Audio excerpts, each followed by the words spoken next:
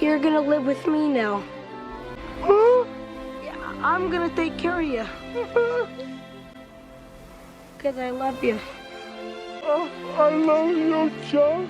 Oh, I love you, Sloth. This game was a complete waste of my time, and if I wasn't making a video about it, I wouldn't have finished it. And it's not like it was downright awful, it just drags on for so long and makes you do these minuscule things for hours at a time. And it's not like it was designed that way by accident, because the game literally calls itself out. Who the hell came up with all this shit? I'm sick to death of shoving balls into tubes. Oh my god, you're so cute and funny. Thanks.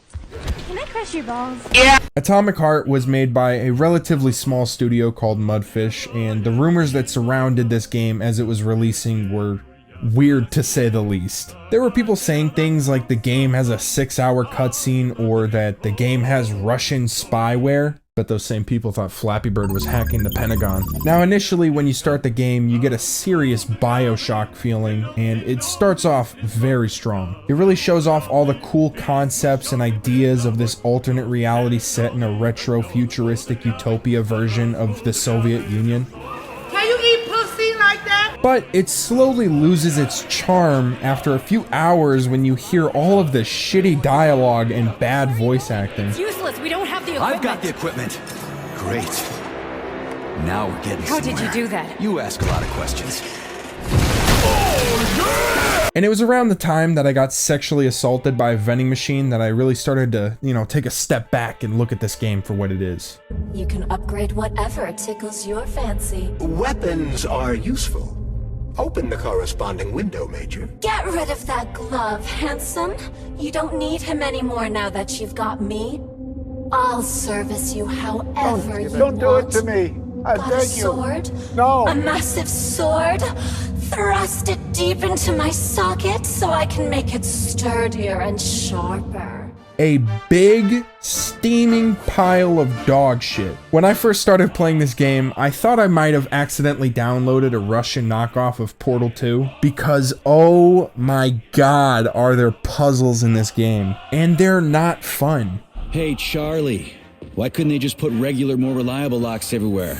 Like with codes and shit? Like, there's this one puzzle in the game that takes a whole hour just to open a fucking door. Let me in. Let me in. It starts with crawling through vents and finding these glowing balls, and once you do that, you make your way back, just to find out that you need to go back and find 4 canisters that are all spread out, and each one has some ridiculous task that you need to do. Like riding a slow platform turning on generators while getting swarmed by annoying ass robots. Or playing with balls in a tube while getting swarmed by more annoying robots. This game really only has 3 things that it does, and that's 1, make you do puzzles. 2, fight a bunch of robots. 3, fight robots while solving puzzles.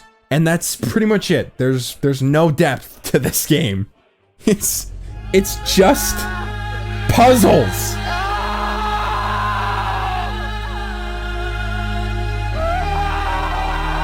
All right, let's talk about the gameplay. It's awful. No, it's not good, but you can definitely see where it had potential, like the cool abilities of freezing enemies and using telekinesis. The combat definitely had a chance to be good, it just gets boggled down with all the annoying clunky movements. Like, I recently played Borderlands 3, which absolutely thrives with combat, and the key reason it's so good is because of the seamless movements. But this game, I was constantly changing the sensitivity because it either turned too slow or way too fast. The whole game just felt like an itch I couldn't scratch. And another thing that I'm not really sure how to feel about were the boss fights. Like, sometimes they're easy and sometimes they're hard. Like, the whole game just feels unbalanced. Like, I heard this game was in development for 5 to 8 years, and it really shows that they spent that whole time just trying to figure out whatever it is they wanted to do with this game, instead of just picking a direction and doing it. Do it! Like, one example I can think of is the time you're forced to go on a 20-minute goose chase to find a ticket, searching dead bodies and fighting robots, and by the time you finally find it and make your way back to the train, it's completely useless. It's like this game was just trying to be as annoying as possible when you play it. I turned into a Minecraft chicken. Chapter 1. Cluck! Cluck, cluck, cluck. Oh, sorry. Sometimes I forget who I'm talking to, and I speak in chicken. To be fair, the story wasn't that bad. In the very beginning of the game, its initial introduction was amazing. It really did a great job introducing you to the world without hitting you with tons of exposition dumps. And I really liked the way it introduced its horror elements and creepy ideas. But for some reason, the story just can't motivate me to want to do all these obnoxious puzzles and missions, which really is the main reason for a good story, because without it, you have zero motivation to finish the game. But I guess when your game sucks at being a game, then it doesn't really matter how creative or intriguing the story is if I'm forcing myself to finish it. I guess I should give my final thoughts and overall review of the game. So, Mudfish is relatively new, and this is their first real game. And if you look at it through that lens, then it's totally understandable why they made so many mistakes. That's hot. That's hot. The game sold very well, so there's definitely going to be another one, and I hope that they really work on their two biggest problems, puzzles and combat. If they fix that, then the game might actually be good. Otherwise, I don't know what to tell you. So with that, all I gotta say is, don't play this game. It's awful. The only time I felt joy is when I finished it and realized it was finally over. My final score is a 3 out of 10 with a fat stamp of stinky doo-doo.